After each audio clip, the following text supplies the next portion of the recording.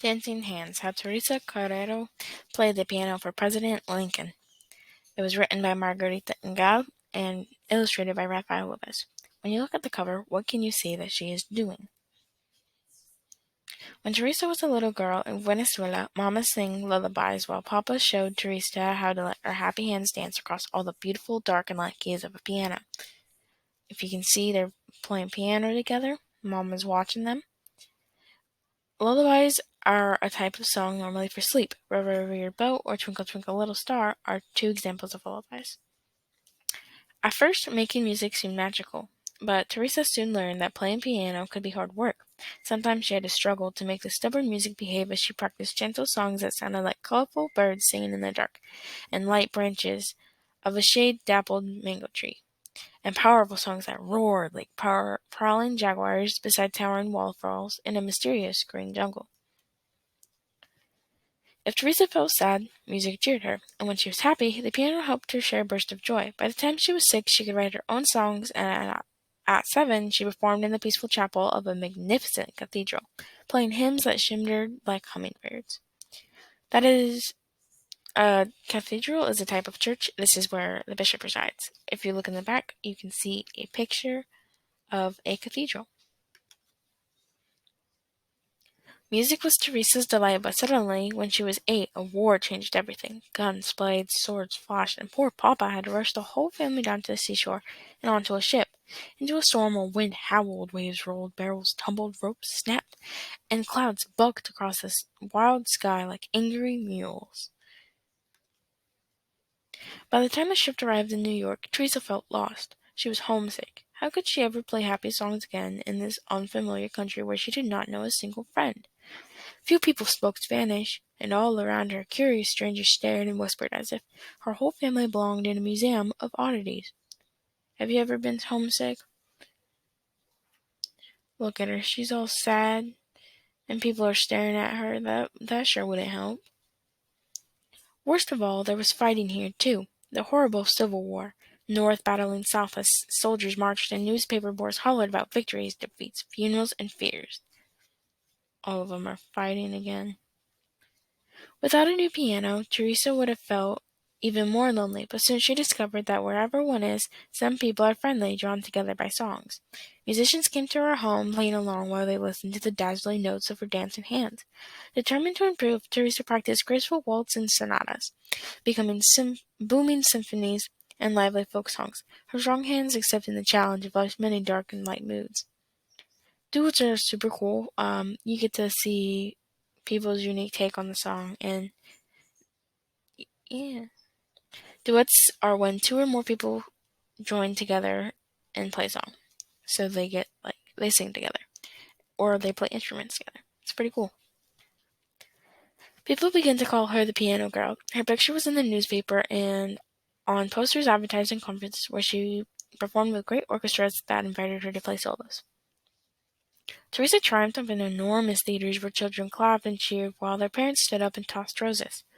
An orchestra is a group of instruments playing together.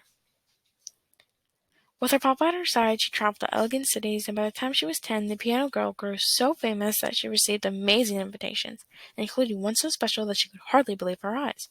President Abraham Lincoln wanted her to play for his whole family at the White House. She gets to travel a lot. Isn't that cool? Do you have anywhere you want to travel? I think it'd be cool if I got to, travel and do what I love. But the country was still at war, so Teresa arrived in Washington, D.C. at a time when freed slaves were signing up to be soldiers. The injured moaned and nurses groaned from the sheer weariness of caring for so many fevers and wounds. Not long ago, the president's young son had fallen sick and had died. Men argued about battles lost, battles won, speeches made, victory delayed. Teresa began to worry. How could music soothe so much trouble? Look at it. It's so sad. Like, Abraham Lincoln lost his son. And if you look, you can see all the nurses intending for the soldiers. Poor Abraham Lincoln! Teresa hoped she could entertain the president, his grieving wife, and their 2 surviving sons. Her fingers might stumble, the rhythms emerging too slow or too fast. What's she gonna do? She sounds super worried. Look at her. She looks all sad looking at Abraham Lincoln. She doesn't know what to do. But Teresa was brave, and she believed in trying her best, so she entered the White House silently, clutching Papa's hand fiercely as they stepped into a room so red that it looked like a storm or a sunrise. You can see her holding his hand. Teresa remembered how it felt to be a homeless refugee and how lonely she had been surrounded by strangers, some of them rude and others kind. The memory of meeting past challenges now helped her fingers dance, celebrating the way life had turned out to be a mixture of all sorts of feelings, happy and sad, but the piano was poorly tuned, making her music sound ugly. What should she do? Refuse to play? She stopped, feeling discouraged, until Mr. Lincoln smiled kindly and asked for his favorite song. Listen to the Mockingbird. I did not know Listen to the Mockingbird was his favorite song, so that's like a cool little fact you get to know. Teresa knew she could play this lively piece even on an imperfect piano, so her fingers leaped across all the glorious dark and light keys, improvising the way mockingbirds do.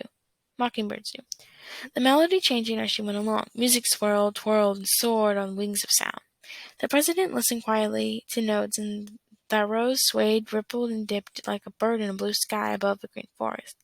He closed his eyes, nodded his head, stretched his long fingers, and tapped the tips of his shiny shoes. Improvising is creating without a direction, like on the scene. When the joyful song ended, Abe Lincoln stood up and clapped, smiling at the piano girl, who smiled too, because she knew that her music had brought comfort to a grieving family, at least for one brief, wonderful evening of dancing hands. She did it. She got over her fears and played for the president. Look at her. She's super excited now. From then on, Teresa felt certain she would always be bold enough to share her musical courage anywhere in the world, simply by letting her fingers travel across all the beautiful dark and light moments of hope. What do you think the book was about? Think about that. Or think about what you can do to bring peace. You don't necessarily have to play piano. You could do something else to help bring peace. And last, think or ask yourself, do you think you'll be able to play for president one day? Or do you think you could be a president?